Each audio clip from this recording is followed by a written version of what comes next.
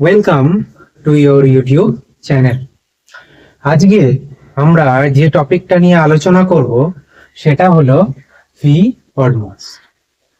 আমরা প্রিভিয়াস ক্লাসে বডমাস সম্পর্কে আলোচনা করেছি, তাহলে আজকে আবার কেন সেম টপিক নিয়ে আলোচনা করতে এলাম? তার কারণ হলো আগের দিনের ক্লাসে আমরা এই যে ভি এটাকে নিয়ে কোনো আলোচনা করিনি। আজকে এই ভিটা কি এবং সেই সম্পর্কিত কিভাবে অঙ্ক করব সেটাই আজকে আমরা এই ছোট্ট ক্লাসের মাধ্যমে শিখব। তাহলে প্রথমেই দেখা যাক যে ভিটা কি। What V stands for.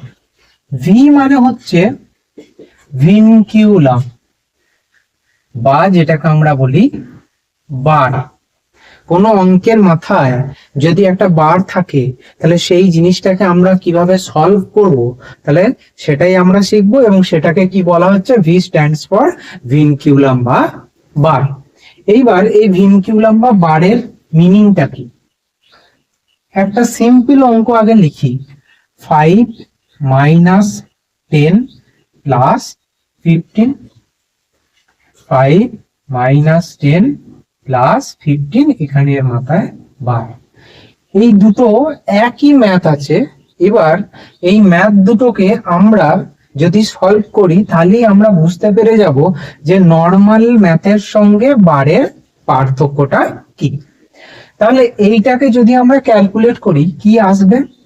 এটার প্লাস মানে 20 মাইনাস 10, তার মানে এটার আনসার এলো কত? 10। ক্লিয়ার? এবার এই যে বার মানে কি? বার মানে হচ্ছে যে যে ফাংশনটার মাথায় বা যে সংখ্যার মাথায় বার থাকবে তাদের কাজটা আমাকে আগে করতে হবে। তাহলে এটার পরের স্টেপটা কি হবে? 5 মাইনাস, এখানে এইটার কাজ প্লাসের কাজটা আগে করে নিতে হবে। 15 প্লাস 10 কত হয়? 25। তাহলে এখানে 5 মাইনাস 25, তাহলে প্লাস 5 মাইনাস 25 কত হয়? মাইনাস 2। তাহলে এই একটা ছোট্ট এক্সাম্পল, সেম এক্সাম্পল দিয়ে আমরা খুব সুন্দরভাবে নর্মাল ম্যাথ এবং একটা বার এর ডিফারেন্সিয়েশনটা আমরা করতে পারলাম। এইবার আরেকটি অঙ্ক যেটা আমাদের পরীক্ষায় সাধারণত যেভাবে দিয়ে থাকে সেইভাবে একটু বারের কনসেপ্টটা দেখা যাক। ধরা যাক একটা সিম্পলিফিকেশন দেওয়া আছে। 4 minus third bracket 6 12 minus second bracket 6 minus first bracket 10 minus 8 minus 6, মাথায় বার, second bracket complete, third bracket complete. তাহলে এইভাবে আমার একটা এই বার দিয়ে ম্যাথ দিতে পারি। তাহলে এটা প্রথমে কি হলো? 4। তাহলে এটাকে আমরা লিখবো 4 মাইনাস 12 মাইনাস 6 মাইনাস, তাহলে আমরা কি করবো? বারের কাজটা আগে করে নেবো। 8 মাইনাস 6 কত হয়? 2। তাহলে 10 মাইনাস 2, সেকেন্ড ব্র্যাকেট শেষ, থার্ড ব্র্যাকেট শেষ।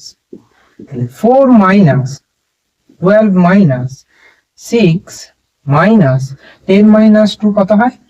8, থার্ড ব্র্যাকেট শেষ। 4 মাইনাস 12 মাইনাস 6 মাইনাস 8 কত হয়? মাইনাস 2। তাহলে মাইনাস 2 এন্ড মাইনাস, তাহলে এটা কত হয়ে গেল? প্লাস 2।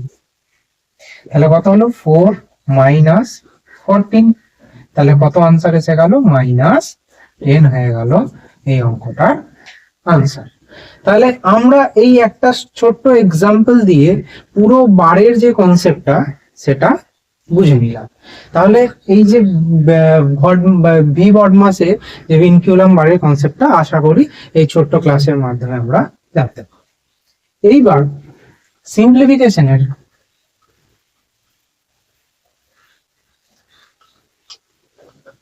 একটা অঙ্ক দেখা যাক, যেটা এসএসসি সিজিএল এ এসছে।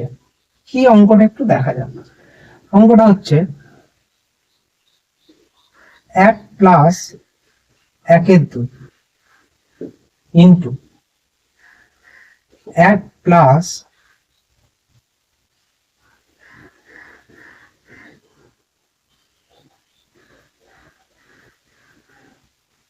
1/3, 1 প্লাস 1/4 এইভাবে dot dot dot 1 plus 1/50 CGL এ এসছে।